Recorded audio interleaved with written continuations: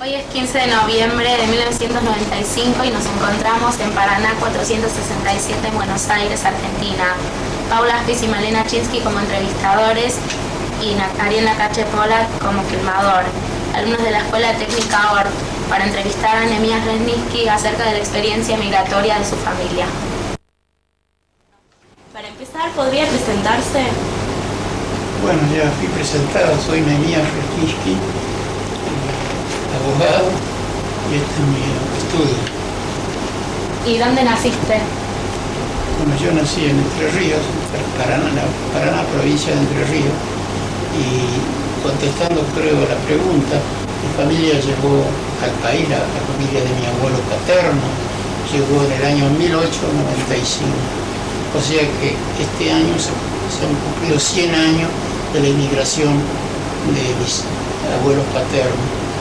Mi abuelo paterno tenía 9 hijos, de los cuales 7 vinieron con él desde Rusia y Ucrania, mejor dicho, y dos nacieron acá en la Argentina. Vinieron a colonizar las tierras del barón de Irish. El barón de Irish era un empresario muy rico, muy rico de Europa, que estaba muy preocupado por la situación de miseria y de persecución que vivían los judíos que residían en Rusia, donde en forma casi periódica se producían pogroms, no sé si ustedes saben lo que es pogrom, con la consiguiente persecución de judíos. Y había una política que era realmente tendiente a que desapareciera un número importante de judíos. Además, a los hijos, a los judíos que nacían en Ucrania o Rusia, los obligaban a un servicio militar que duraba por lo menos 5 años, que a veces se cumplían en Siberia, que era un lugar inhóspito, muy, muy frío, donde muchos no volvían. De manera que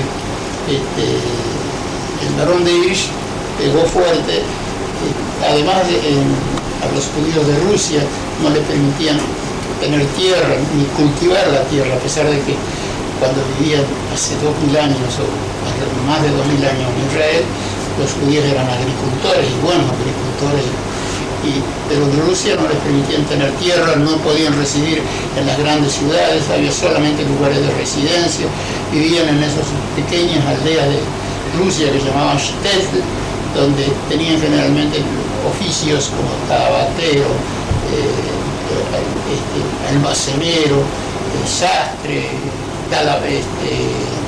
mecánicos, pero no podían estudiar. La universidad era muy restringida para muy poca gente de muy buenos recursos, de manera que tampoco podían estudiar en los gimnasios o los colegios nacionales de Rusia, sino que tenían que ir a los Heder, en esa época Hedarim, donde se enseñaba religión casi exclusivamente.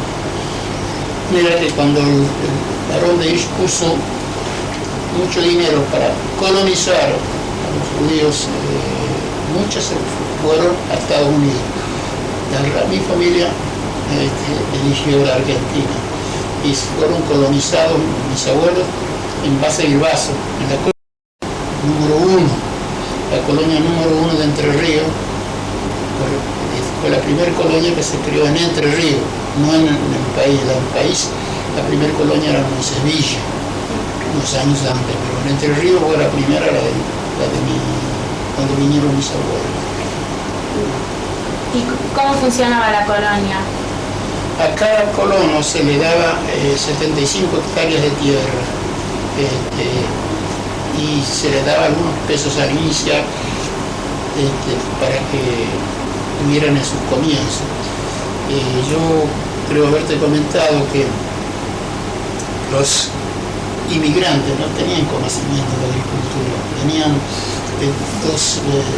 qué sé yo, 1500 o 1800 años que no practicaban la agricultura, y además el territorio donde tenían que establecer las colonias era muy árido, no árido, era salvaje, había bosques que había que destroncar, había que terminar las arboledas para poder sobre esos bosques establecer las colonias. Era un trabajo muy, muy duro. Además no había ninguno de los elementos de confort que hay hoy. La energía se sacaba a través de los molinos de viento. Cuando no había viento, ni siquiera había en las primeras épocas motores que suplieran al viento, y por lo tanto había días que no había los elementos imprescindibles para vivir, por ejemplo, agua, luz. La luz venía del pueblo más cercano a la colonia, que en el caso de mis padres y de mis abuelos era Basavilbaso.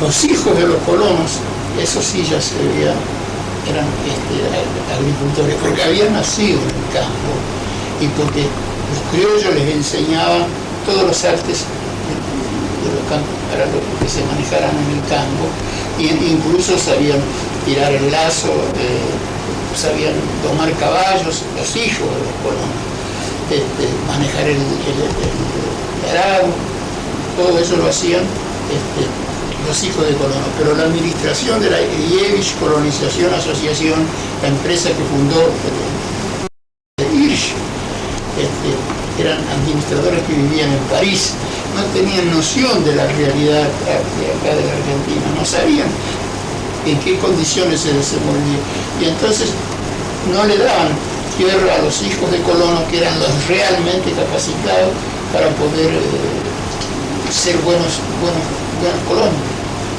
Bueno, eso era. Mi padre fue colono en un momento, hizo su Colegio Nacional Libre, y luego llegó a ser administrador de una de las colonias. Cada colonia, había numerosas colonias. La colonia donde nació mi padre era la colonia de Lucien Villiers, que era Lucien Villiers, la villa de Lucien era el hijo del baronich que murió joven, Lucien Villiers. Y después mi papá fue designado administrador de una colonia que se llama La Gama, y en esa colonia nací yo. En un pueblito que se llama Alcaraz, que era muy pequeño, por ahí apenas figura en el mapa, ¿no? Ahí se fundaron dos colonias, una La Gama, que es la que administraba mi papá, y luego cuando vino la Hitler y vinieron judíos de alemanes que vivían de la persecución nazi, se fundó otra colonia cerca de La Gama, en Entre Ríos, que se llamaba Avigdor. ¿Y cómo era su vida ahí de chico? ¿Que iba al colegio? No, allá en mi pueblo, yo creo que donde yo nací habría segundo o tercer grado, no me acuerdo. Después nosotros nos fuimos mudando, porque mi padre después perdió la administración, lo dejaron cesante porque mi padre se resistía a echar de los campos a los colonos que no cumplían, porque había en esa época muchas dificultades para la agricultura, no había préstamos de los bancos, tenían que ahorrar ellos para poder comprar la semilla. Había plagas que no se combatían, la langosta venía y en 24 horas destruía todo lo que había con vida, toda la vegetación, todo lo que se había sembrado con mucho esfuerzo, y era muy, muy difícil la vida de los colonos, ¿no? Pero después, cuando hiciste segundo y tercer grado en la colonia, ¿dónde seguiste? Nosotros, bueno, fuimos, mi padre entonces yo le explicaba que mi padre fue despedido de la IEIS porque él se resistía a llevar al desalojo, sacar a los colonos que no pagaban sus cuotas, porque había que pagar las cuotas de la tierra que les daban.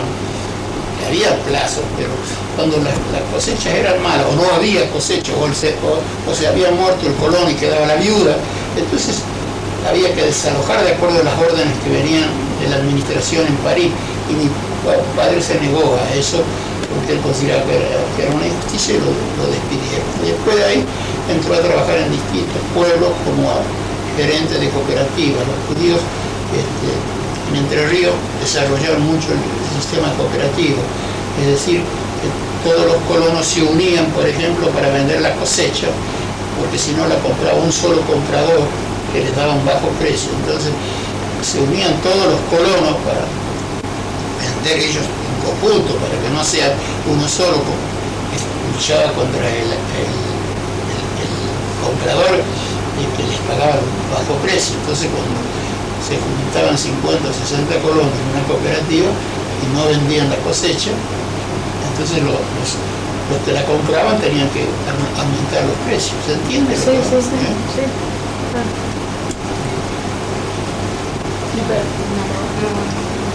Claro, pero después los estudios, ¿dónde los hiciste? En Galarza no había, un lugar donde vivimos mucho tiempo era en Galarza, que era la capital de la parálisis infantil y del fascismo. En esa época surgía el fascismo en el mundo. Apuntaban los primeros pasos que daba Hitler para dominar el mundo y desencadenar la Segunda Guerra Mundial y con ello antes que ello el Holocausto. Y en Galarza, donde vivíamos, había una gran colonia de rusos alemanes que en realidad eran alemanes que la reina Catalina de Rusia había llevado en el siglo XVII a Rusia, a Ucrania, y quedaban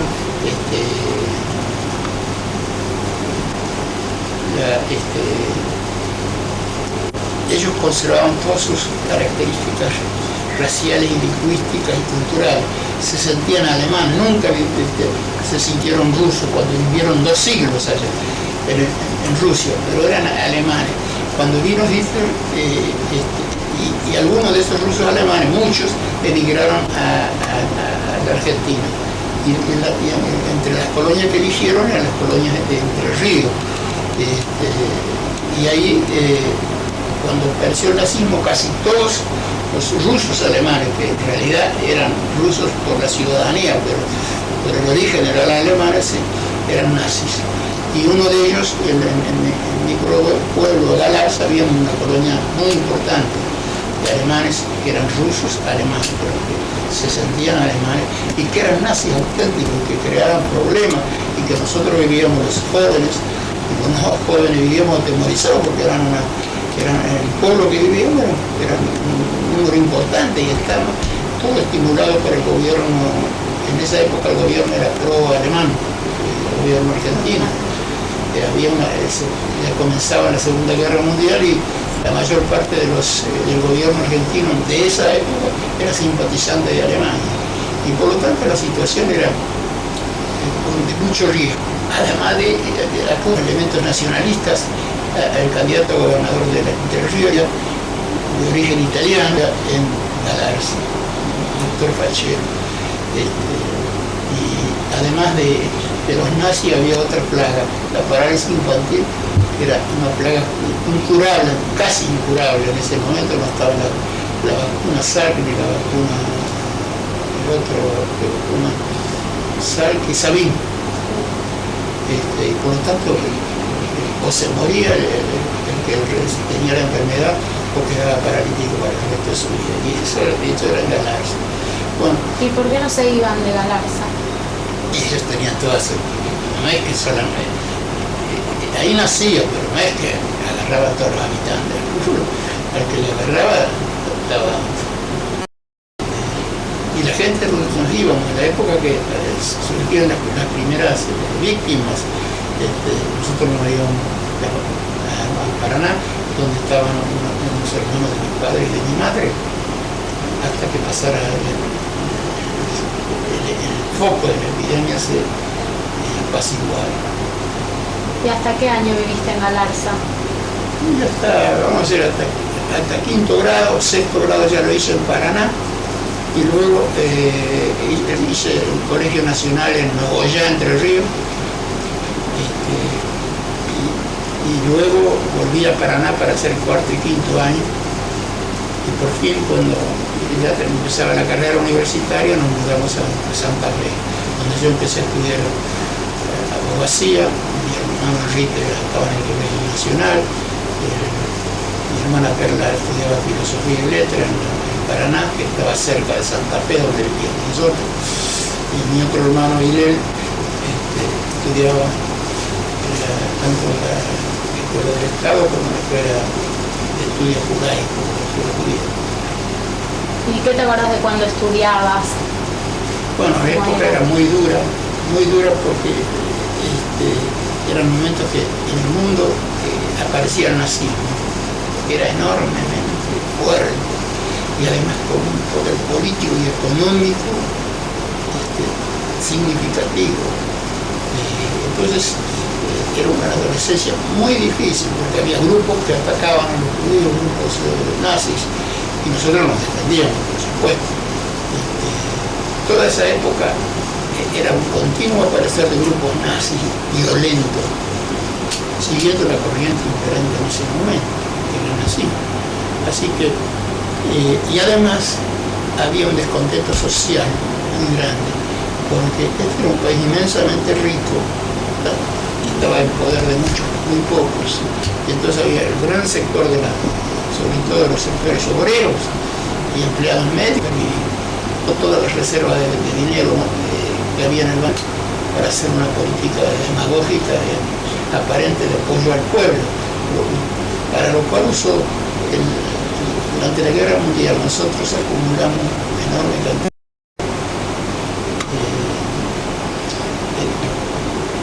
de cereales porque eran difíciles llevarlos por la Guerra Mundial, o sea, los submarinos alemanes los destruían, pero algo llegaba y el resto se lo vendimos a precio de oro.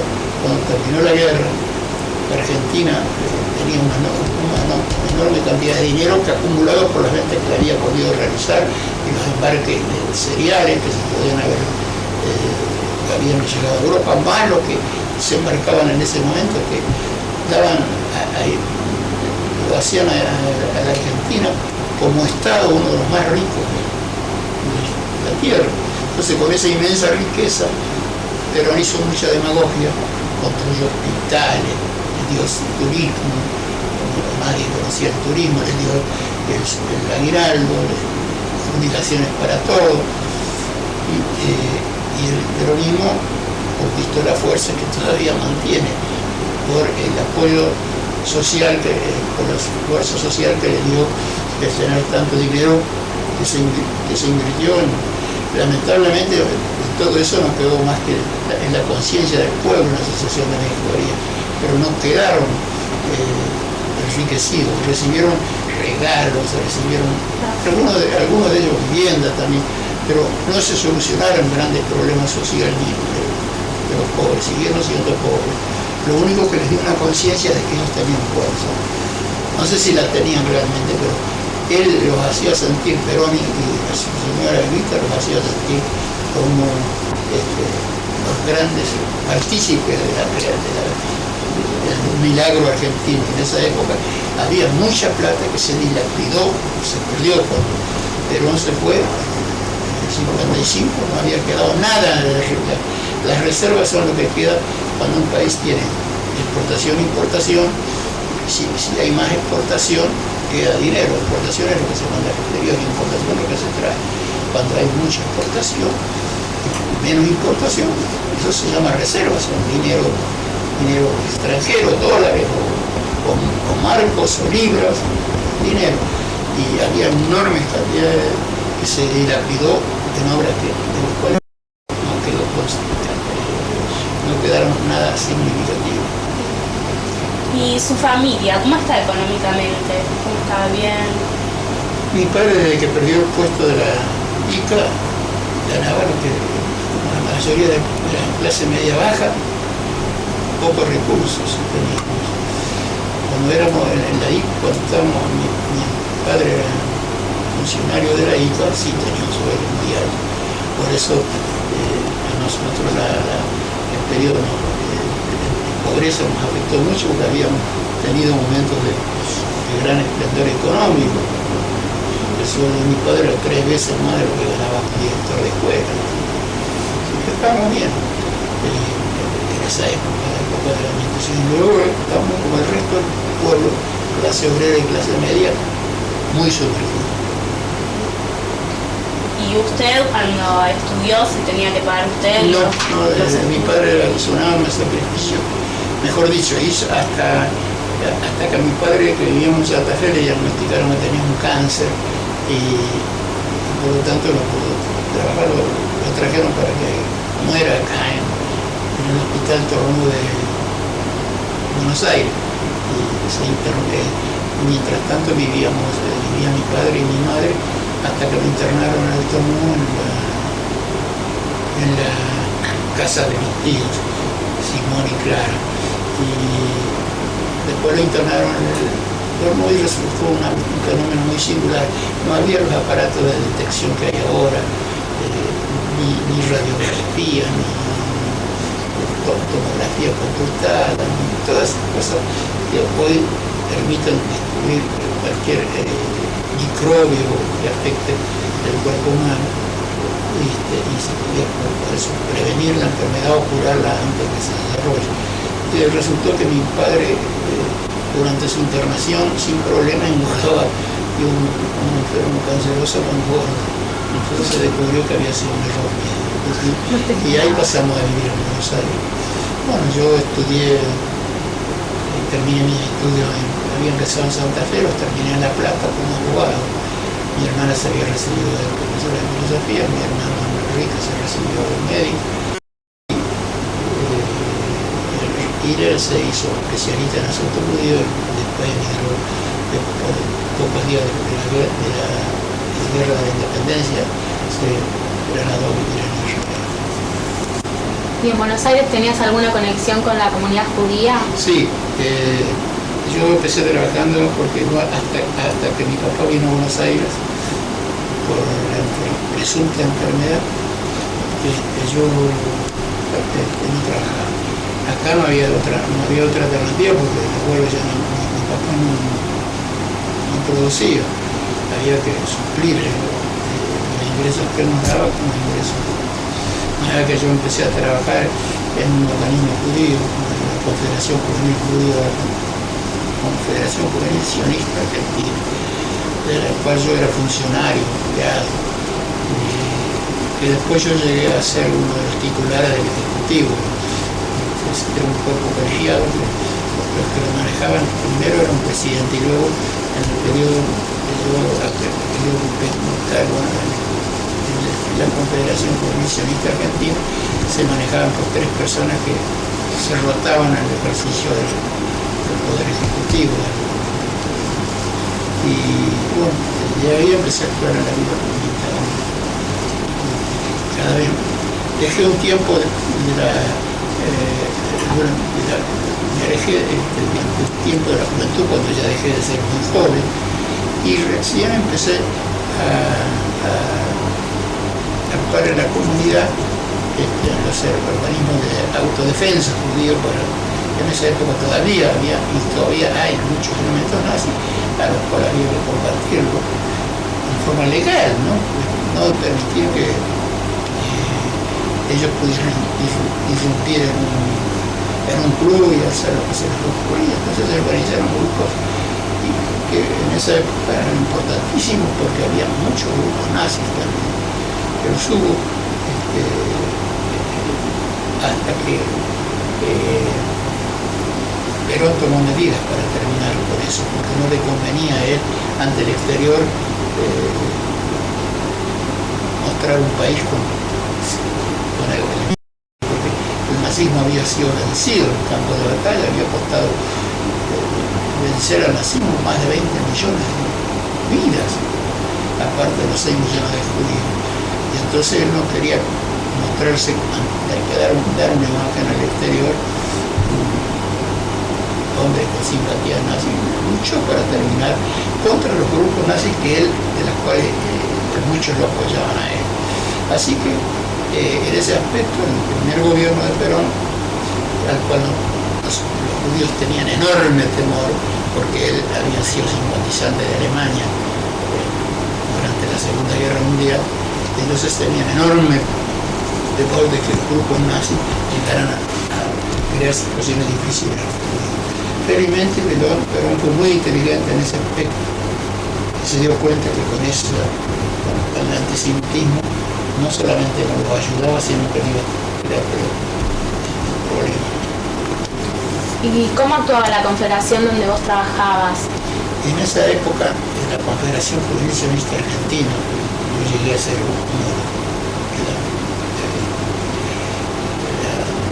tenía el cargo de secretario general. Se eliminó, también éramos jóvenes y queríamos ser mucho más democráticos, eliminamos al presidente porque éramos muy burguesos. Y la Confederación Juvenil Sionista Argentina tenía varios movimientos galicianos muy fuertes, al punto tal que organizábamos reuniones, asambleas en el Club Atlanta, donde concentrábamos a 5.000 personas, todos jalutzimos, aspirantes a jalutzimos, y había numerosas organizaciones jaluzianas. La principal era el DROL, que respondía en Israel a lo que hoy es Abodá, el Jerut, el movimiento revisionista, que respondía a lo que hoy es el Jerut, y de todos los partidos que existían en Israel había acá una organización jaluziana que preparaba para la guerra. En esa época antes de partir a Israel a hacer alianza, se hacía un entrenamiento que se llama Moshavá. En la Moshavá se educaba para el trabajo de la tierra, así hacían un aprendizaje de 6 meses y dejaban a Israel grandes contingentes de jóvenes judíos que crearon varios kibutzim. La geografía de Israel se modificó por la presencia de numerosos kibutzim argentinos que se radicaron en Israel y que realmente luego entregaron su gota de sangre al ejército defensivo de Israel, a Israel. ¿Y qué se hacía cuando se congregaba toda esa gente, cuando ustedes...? No, era más que nada con motivo de las grandes festividades, con motivo de la partida de un grupo de violín, o con motivo de la partida de un grupo de madrigim.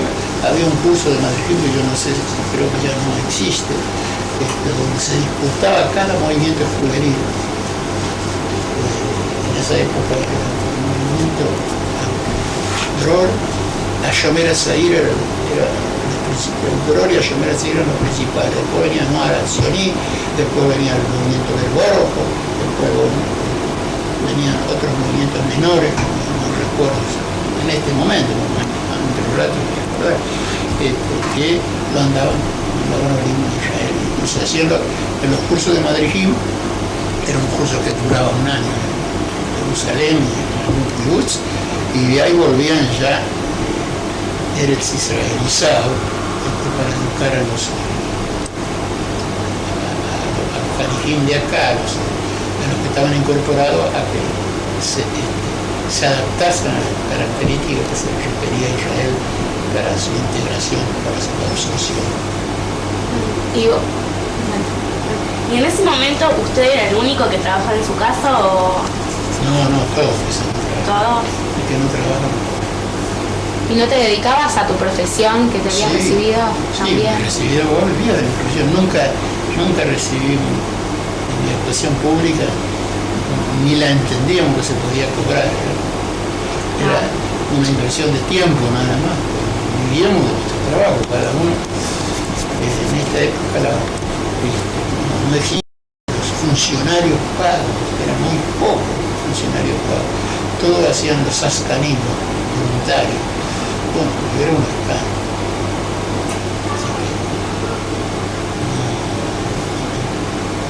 No tenía posibilidad de vivir. ¿Y la confederación donde vos trabajabas se desarmó en algún momento? No, pero perdió la fuerza jaluziana.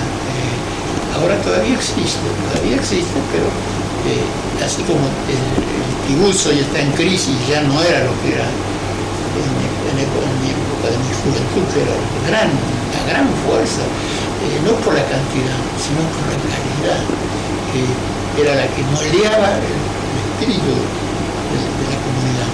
por eso esta es una comunidad muy sionista, porque ayudó en esa época con mucha fuerza al movimiento paluciano. Y bueno, tuvo la recompensa en un gran contingente de judíos, pero la mayoría de los cuales al principio venían del movimiento paluciano. Luego ya Israel ahora, hoy Israel es una de las potencias económicas más importantes, un joven que quiere crecer y desarrollarse, tiene un enorme campo de acción. Aún hoy leía que, a pesar de las dificultades, el movimiento de paz ha provocado inversiones en Israel que lo hacen uno de los países más productivos de la tierra. ¿Y después estuviste en alguna otra institución judía? Sí, luego de un tiempo que estuve ausente de toda actividad, que me había alejado de la dirección del movimiento juvenil sionista, entré por razones, es decir, me sentía molesto por la existencia del grupo NAS y pasé a integrar los cuerpos de los organismos de autodefensa legal, es decir, no hacíamos tareas clandestinas, tarea de que no viniera un grupo de huliganas, el término que se usa para los grupos marginados y antisemitas, y entraran pasivamente sin encontrar resistencia en una institución. Entonces, eso se llama un grupo de autodefensa. Ahí estuvo un tiempo, luego al organismo central de la comunidad judía que todavía existe felizmente, que es la DAIA, Delegación de Asociaciones Israelitas DAIA, en la cual fui escalando de a poco. Ahora más fácil llegar a ser presidente. Era muy difícil. Yo tuve que hacer varios años de movimiento de autodefensa, después tuve que ser vocal simplemente, y después fui secretario, y por fin fui 3 periodos, fui presidente. Una época muy, muy dura, la época más dramática de la historia argentina, donde existían los grupos de la violencia de izquierda, pero fundamentalmente luego vino la represión por parte del Estado, donde se cometieron de 15 a 30 mil personas, se calculan, porque no se puede identificar mucho, pero por lo menos hay un número de 15.000 identificados que desaparecieron o fueron ejecutados por los grupos del gobierno militar. Una época muy, muy dura.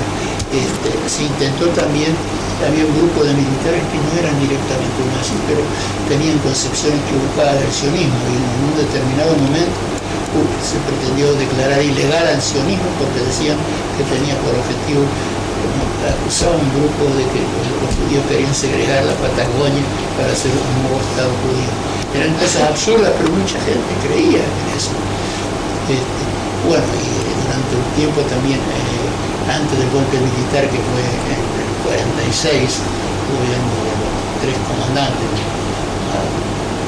que eran el primer golpe del grupo militar que en el año 1976, que era el general Videla, el almirante Macera y el brigadier, no recuerdo. Épocas muy duras por el que digo, se pretendió ilegalizar el sionismo y desaparecieron de 15 a 30.000 personas. ¿Vos en qué año asumiste eso? Yo era secretario de un gran presidente también, que el doctor Buenimachi, que me delegaba muchas funciones. Empecé a trabajar en 1971 y luego hasta 1974, de 1971 a 74 fui el secretario de la DAIA, después de 1974 a 1980 presidente, 3 cadencias, 3 periodos. De manera que fue un periodo muy difícil. Al final mi objetivo era preservar la vida judía, porque en principio se intentó ilegalizar el sionismo, el cual se veía como un movimiento nacionalista que quería desmembrar el país. Bueno, hasta que se logró convencer a los militares que no tenían un prejuicio total antisemita, que no eran tan brutos, convencer de que no había la posibilidad que era ridículo que los judíos pudiesen crear si no podían poblar su propio territorio de Israel. Y todavía hoy tiene enormes, a pesar de pequeño, tiene enormes extensiones que están sin cumplir. Pero así lo creían estos grupos nazis que felizmente fueron vencidos, terminaron con el fracaso total después de las Malvinas y el estado de desastre nacional que dejaron a la economía del país luego de terminar su mandato. Mejor dicho, terminaron su mandato porque habían perdido todo prestigio y el país estaba totalmente en quiebra. En 1982 no tuvieron más remedio de tener que llamar a elecciones y bueno, así surgió el gobierno democrático, primero por Alfonsín y luego ahora el doctor Menem. ¿Nos contás cómo funcionaba la DAIA? ¿Cómo actuaba en esa época, la época de los militares? La política de la política de las comunidades judías fuera de Israel tiene que adecuarse al contexto en que viven. Los judíos no son los dueños del país ni pueden decidir. Es el único lugar donde son dueños de su propio destino. Hacen lo que quiere la mayoría del pueblo, pero es en Israel. La comunidad judía de días, incluso en los Estados Unidos, que tienen tanta fuerza, ellos no son los que deciden el destino.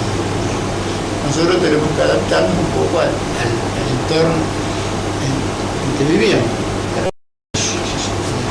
Subsistir. Y bueno, primero, en primer término, nosotros no dejábamos en silencio ningún ataque a la dignidad o a la seguridad o a los intereses de la comunidad.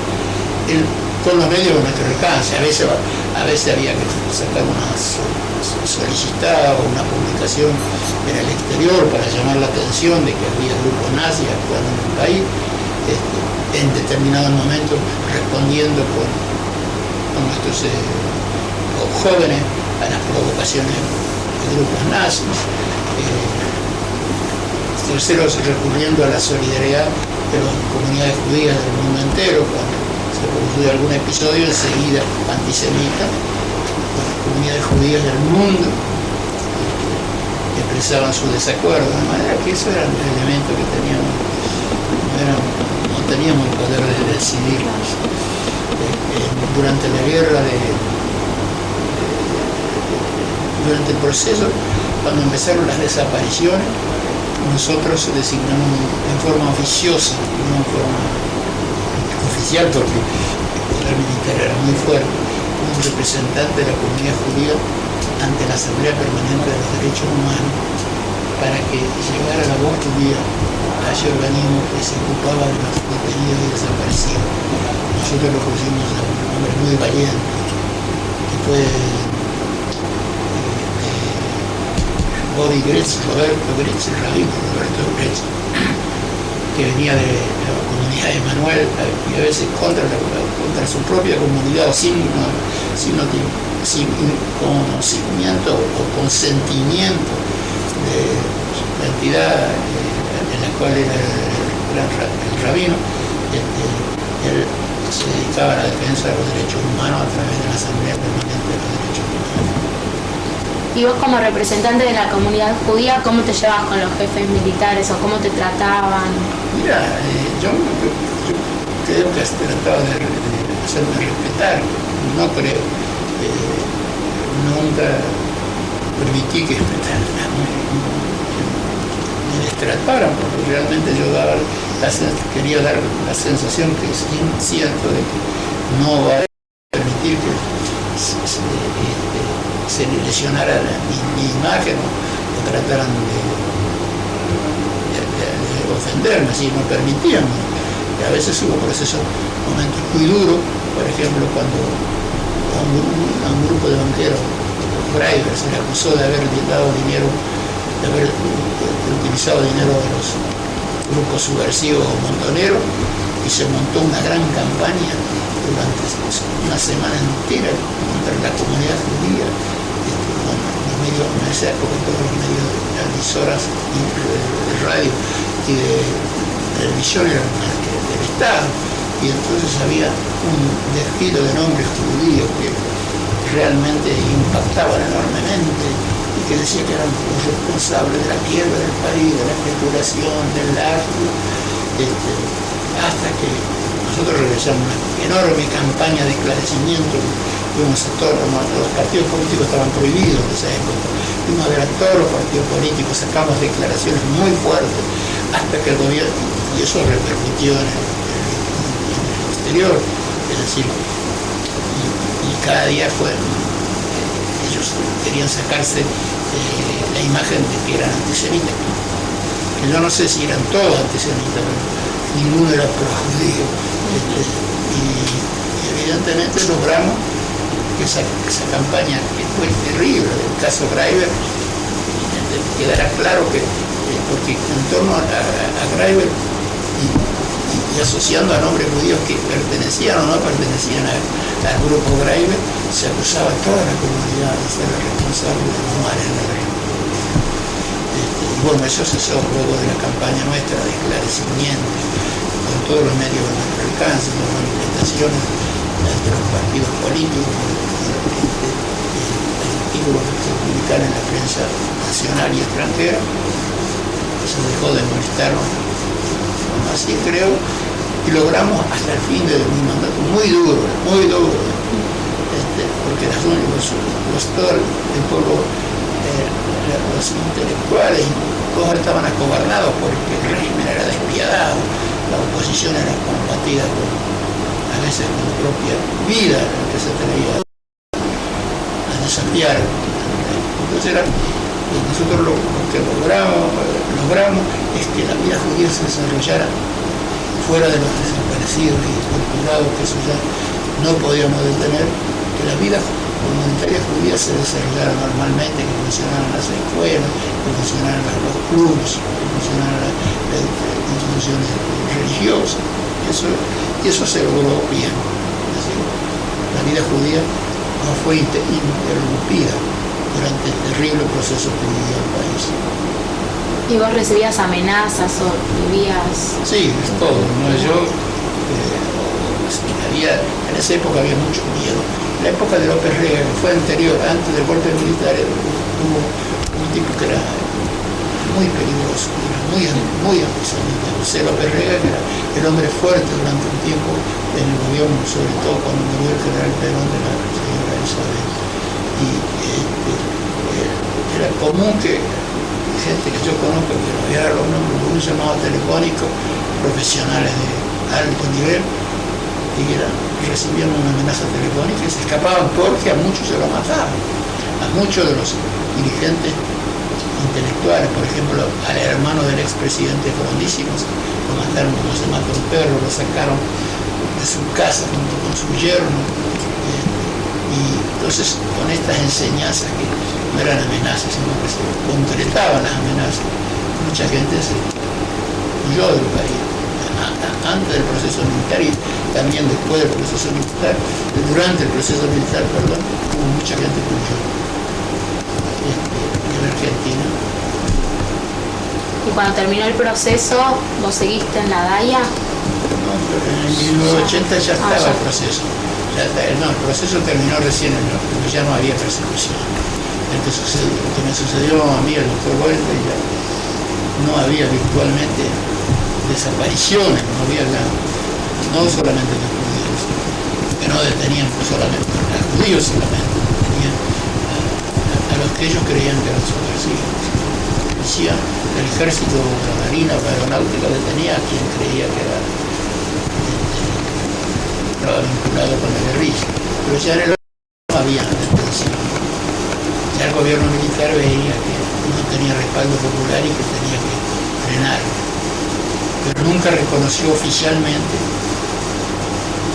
que había persecuciones y que había desaparecido. El término desaparecido fue una creación argentina. En todo el mundo existían los detenidos o los ejecutados, pero ejecutados públicamente. Y no era la figura del desaparecido. Era porque realmente no se sabía hasta hoy, eso por eso están las madres exigiendo, porque no saben el lugar donde está enterrado para rendirle el culto. terminan, todos los pueblos vienen a su lugar. ¿Y vos durante ese periodo que ya estabas instalado en Buenos Aires, te habías casado? ¿Cómo vivías acá en Buenos Aires? Yo tenía que ser de la profesión, sí. ¿Pero ya te habías casado?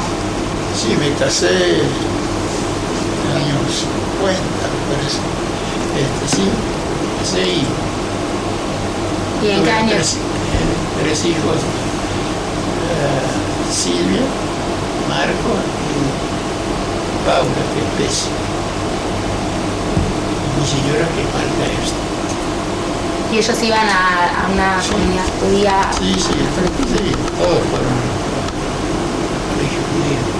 Shule Mareje vivía ahí y Marco que fue al Tarbuta, no sé qué año. Muy bien. ¿Y tuviste algo que ver en la política después? Sí, yo he pertenecido siempre al Partido Radical. Durante el gobierno democrático de Alfonsín fue designado interventor de la obra social más grande de la Argentina. Teníamos 160 filiales del Instituto de Servicios Sociales Bancarios del cual yo era interventor con el cargo de presidente de una comisión normalizadora, se llamaba el Instituto de Servicios Sociales Bancarios, aparte de sus 100 filiales, atendía a casi 500.000 bancarios. Teníamos 5.500 empleados, manejábamos muchos millones de pesos en servicios que prestábamos a los afiliados, afiliados nuestros que eran todos bancarios. Eran servicios excelentes. Bueno, creo que cuando yo me retiré, yo fui designado en ese cargo por el doctor Alfonsín, del cual era amigo, me sigo haciendo amigo.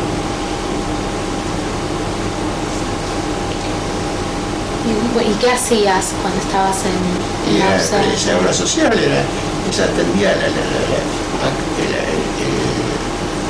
asistencia médica. Pero en esa época eran 500.000 bancarios, ahora hay menos, porque el sistema financiero sufrió un gran debilitamiento. Pero era mucha gente con la cual nosotros le damos todos los servicios, incluso fuera la obra social que primero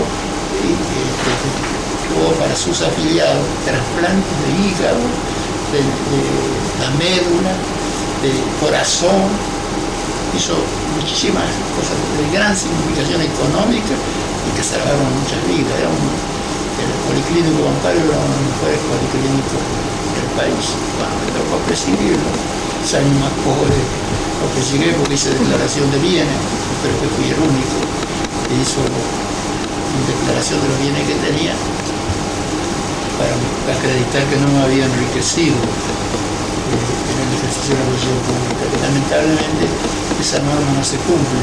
Cada funcionario debe declarar los bienes que tiene cuando inicia su carrera para probar cuando termina que no ha incrementado su patrimonio. Y si lo ha incrementado, ¿se entiende lo que digo?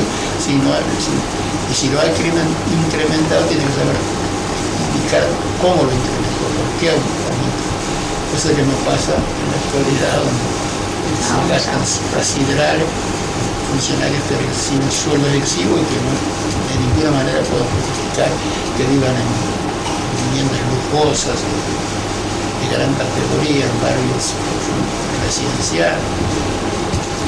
Y en ese momento el resto de su familia, sus hermanos, seguían acá. Uno nos contó que se fue a Israel. Sí, no, el único que era él, de mis hermanos en ese momento, era mi hermano menor, que vivió durante toda la guerra, menos la de la independencia, que todavía estaba toda la guerra, en alguna fue paracaidista, las primeras. El paracaidista por telegrafista de la radio, encargado de comunicación, entonces por su carácter de especialidad en comunicación tenía que ir se inscribió como paracaidista. Eso fue el único que vivió en Israel desde los 50 en adelante hasta ahora. Después Ya ahora vive mi hermana, con sus dos hijos, viven en Jerusalén. Cada uno,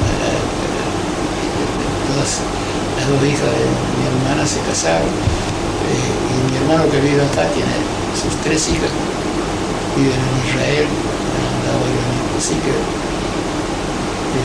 tengo raíces muy queridas en Israel. Y durante el gobierno democrático, el primero, después de los militares, ¿cómo estaba la comunidad judía? ¿Había antisemitismo? Siempre hubo antisemitismo, pero era un gobierno democrático. Nosotros los judíos nos interesa fundamentalmente el antisemitismo, un problema de cultura. Van a pasar generaciones para que todavía haya algo de antisemitismo. Yo creo, soy muy optimista, y creo en el progreso humano, que cada vez el juicio va a ceder. El otro día señalaba no sé quién que antes no se concebía estos judíos que iban con barba y con llame, caminando lo más tranquilo, que nadie se le ocurre desafiarlos, insultarlos. A veces se producen episodios, pero hay un proceso educativo que la gente va cambiando a medida que va reconociendo que además la persecución antisemita es un poco el barómetro que mide el grado de cultura de un pueblo. No poder, con el grado de antisemitismo uno puede vislumbrar cuál es el grado de civilización y cultura que tiene ese pueblo. Y un pueblo que tiene antisemita es un pueblo que tiene una pústula, algo que realmente es lesivo para el pueblo, es el pueblo que tiene ese grupo antisemita, porque va dando las células sanas, no pueden identificar las células sanas. ¿Nos puedes contar la anécdota que a mí ya me contaron, la de cuando fuiste a hablar con la directora del colegio de mi mamá? ¿Te acordás? No puedo. Por lo de las cruces esvásticas en el colegio. Que dijo que, no me acuerdo que era... A mí me la contó Malvina. La de que cuando vos fuiste le dijiste que... No, cuando la directora llamó te dijo que mi mamá faltaba mucho y vos fuiste al colegio a decirle que porque se ocupaban de esas cosas que no eran importantes y no mandaba a pintar las paredes de afuera. Ah, sí. ¿Te acordás? Sí, sí. Bueno, termina la voz. No, bueno, era una maestra, era muy exigente en cuanto a puntualidad, pero había en el colegio, era en un colegio de Belgrano, nosotros vivíamos en una época de Belgrano, y había unos, ¿cómo se llama? Pintadas, habían pintado varias plásticas en la pared del colegio y no se borraban. Le dije que me parece que eso hacía más daño porque mi hija era muy sensible para estas cosas. Y la madre de Elena, bueno, el tipo no sabía qué responder, pero al final borró, mandó borrar las esvásticas. Ya uno se fue acostumbrando, había tanto, una época de la religión muy frecuentemente. Sí. Pero yo soy optimista, las cosas van a ir mejorando mientras haya democracia. Nosotros los judíos nos interesa fundamentalmente luchar en presencia de regímenes democráticos. Son los únicos que garantizan a todos los ciudadanos, no solamente a los judíos, los derechos como ciudadanos, ser humano. ¿Ahora seguís conectado con la DAIA? Sí, soy, en mi carácter de expresidente, soy invitado permanente. Yo voy ahora, yo tengo una buena relación con el presidente, por estar conectado y por a veces opino también, tengo todos los derechos de miembro de la comisión directiva. ¿Y con la UCR? También, soy amigo de todos los grandes figuras desde Alfonsín, a veces diciendo, pero tengo una gran estima por su capacidad. Ahora estoy muy ligado al doctor de la Rúa, en general, y a todos los que fueron mis ministros cuando yo fui presidente del Instituto de Iniciación Voluntaria. Pero estoy en contacto cuando me invitan, cuando hay algún evento importante, tanto en la DAIA soy miembro permanente como expresidente, invitado permanente. Y en el Partido Radical, cuando hay un evento importante, me llaman. ¿Y vos vivís bien? ¿Pensás que vivís bien en Buenos Aires? Sí, ahora tengo la preocupación general que tenemos todos los habitantes por este clima de injusticia social casi sin precedentes. Hace poco el sumo pontífice Papa Juan Pablo II sacó una declaración condenatoria del estado de desigualdad social que vive y de corrupción generalizada que vive el país. Una declaración muy fuerte, que supongo que debe tener un efecto. Yo creo que no se cierra ningún peligro especial, salvo el riesgo de un desborde por la falta de equidad social y por sectores que realmente están en condiciones subhumanas, porque no pueden recibir lo imprescindible para vivir decorosamente. Una situación muy grave. Así que cuando hay situaciones sociales extremas, los judíos tenemos miedo, porque generalmente nos usan a nosotros como chivos emisarios. Nos dicen que ustedes son responsables de los males que padece la República. ¿Y por qué vos no hiciste aliá como tu hermano? Yo pensé que vos, como eras sionista. Sí, bueno. ¿Pero no se dio la posibilidad o no? No se dio la posibilidad. Nadie, ¿sí? Las puertas, cuando se despedíamos, me acuerdo, cuando despedíamos a la gente que hacía allá, un Yodim, un periodista, un gran periodista judío que ahora vive en Israel, cuando despidieron, uno de ellos le dijo que sentía envidia, porque este amigo Adina hacía amiga, y Adina le contestó, ¿qué envidia? Está la ley del retorno que permite a todos los judíos que quieran ir a Israel. De manera que no me tenés que tener envidia, simplemente va a la agencia judía por mí. Si no tenés recursos, te mandan gratis a Israel. Yo creo que es una de las grandes culpas que llevamos los dirigentes que hemos sido sionistas. Porque yo por lo menos intervine en algunas cosas de la vida política argentina. Pero si no, los dirigentes sionistas que ni siquiera participan en la vida argentina, no participan en la actividad del país, por lo tanto no son protagonistas de nada y no van a Israel, así que no son protagonistas ni en el campo político argentino ni son protagonistas en Israel. Y creo que hoy Israel es uno de los países, el tercero, creo que en productividad, en posibilidad de progreso, después de Estados Unidos, Hong Kong y Israel.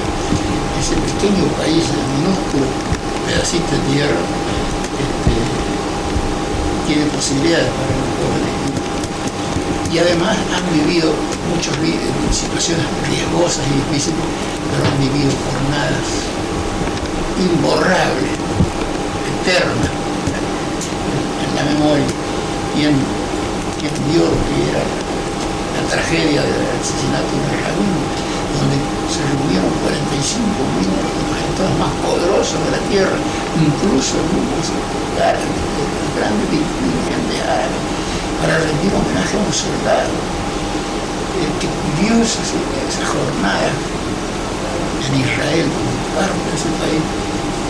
Recompensa que no tenemos la comunidad allá. Yo creo que Bueno, ¿querés contarnos algo más, agregar algo? No, les agradezco muchísimo. Igualmente. Sí, que ha sido para mí una motivación. Yo cuando tuve la oportunidad de ser presidente de la DAIA, yo me manejaba mucho con los jóvenes, eran épocas muy difíciles, donde muchos chicos jóvenes, muchos jóvenes se incorporaban a los movimientos de izquierda y algunos a los movimientos subversivo. Entonces había que mantener diálogo constante con ellos para que no se dejaran seducir por los cantos de sirena de estos movimientos y para asegurar también la vida, porque era correr peligro de muerte. Entonces había muchos chicos judíos que por su juventud se dejaban engañar por los cantos de sirena de estos grupos. Bueno, yo por eso trabajé mucho con estos jóvenes que no estaban contaminados para hacer labor de esclarecimiento. Y algunos les tuve que aconsejar en esa época que yo sentía que no tenían ninguna responsabilidad criminal, pero que podían ser considerados criminales por los grupos fascistas. Bueno, porque corrían riesgo de su vida. Primero los mataban, después averiguaban si eran un responsable. Así que este es uno de las cosas más ricas, que yo me sentía muy, cuando había amenazas, yo me sentía fuerte porque tenía el contacto con la gente joven que me infundía fuerza interior en mi cuerpo. ¿Y de la gente joven de ahora qué pensás? Bueno, yo creo que han sufrido el proceso de inflación que hubo acá, en que la gente, el peso desregularizaba, es una cosa terrible que ustedes no pueden todavía entender. Y el periodo de la Guerra Fría, no de la guerra, de la represión del Estado, donde desaparecieron, como he dicho, de 15 a 30.000 personas, la gente, y no había la reacción del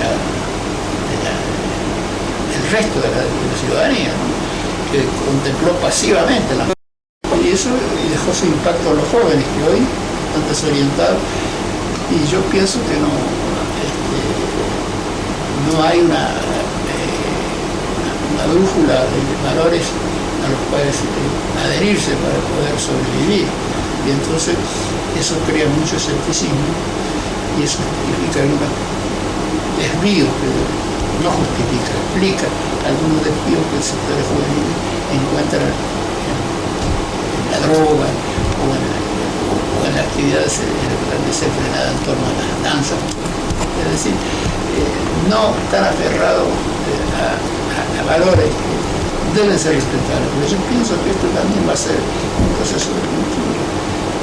Si acaso el país logra erradicar la corrupción parcialmente, siempre existe la corrupción, pero llevarla a niveles normales, si la gente tiene ejemplo, un modelo. Los jóvenes no tienen modelos. Si tuvieran modelos, yo creo, en que inspirarse.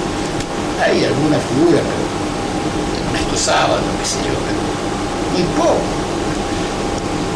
de hombres importantes que tengan valores que sean auténticos y que nadie puede decir que sean ficticios, sino que realmente lo sienten y los hechos, no lo que dicen, sino lo que hacen. Bueno, el día que logren que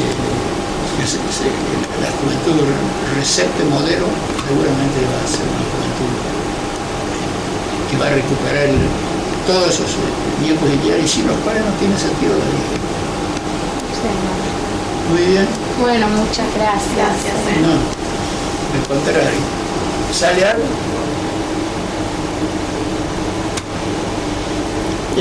Una foto que fue la embajada de Israel hoy destruida, cuando vino Ben Gurión a la Argentina. Entonces aparecen, entre otros, en la foto el escritor Jorge Luis Borges, Ben Gurión, y yo parezco al lado de uno de ellos.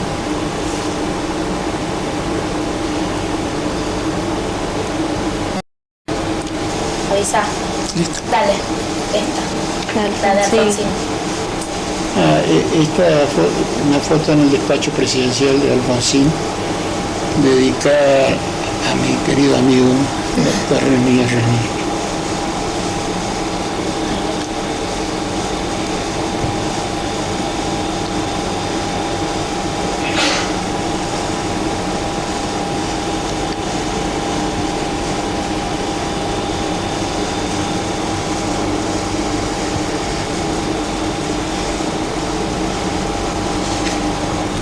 Dale.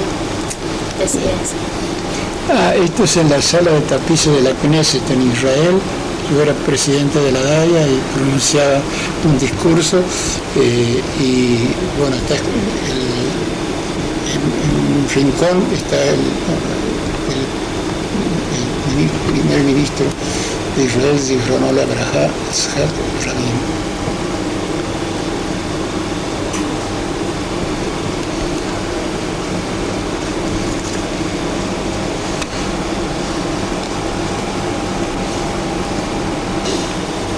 Esto en ocasión de una de las últimas visitas que efectuó Shimon Peres a Israel en una reunión de trabajo con él mismo.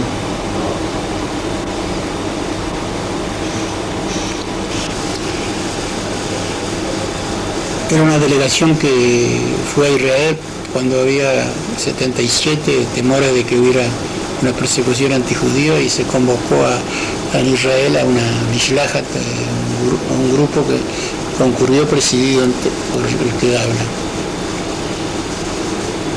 Están numerosas figuras, además del premier de Israel, Menachem Begin, hay numerosas figuras representativas de la totalidad de la comunidad judía de la Argentina. Presidente de la AMIA, presidente de la Organizacionista Argentina.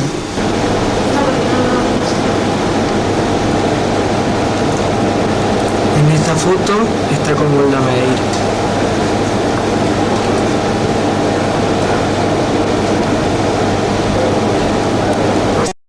Por David Ben Gurión y dice Nehemia Resnitsky Bebraja.